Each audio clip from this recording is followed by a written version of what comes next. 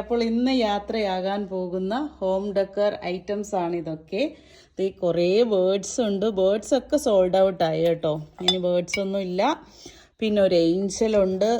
ഒരു ഏഞ്ചലുണ്ട്. പിന്നെ കുഞ്ഞു 2 ഷൂസ് ഉണ്ട്. കുഞ്ഞു ബേബീസിൻ്റെ ഷൂസ് ഉണ്ട്. ഷൂസും സോൾഡ് ഔട്ടായി. ബൂട്ടുണ്ട്, സ്റ്റോക്ക് ഔട്ടായി കേട്ടോ. ബൂട്ടൊക്കെ സ്റ്റോക്ക് ഔട്ടായി. പിന്നെ ഹാങ്ങിങ് ഈ ഒരു നമ്മുടെ വാൻഡറിങ് ജൂ അല്ലേ, വാൻഡറിങ് ജൂവിൻ്റെ ഒരു ഹാങ്ങിങ് പ്ലാന്റ് ഉണ്ട്. പിന്നെ മറ്റൊരു ഹാങ്ങിങ് ലീഫും വിത്ത് ഫ്ലവറോട് കൂടിയുള്ളതുണ്ട്. പിന്നെ ഒരു നല്ലൊരു ഒരു പോട്ടുണ്ട് കേട്ടോ, സെറാമിക് പോട്ട്.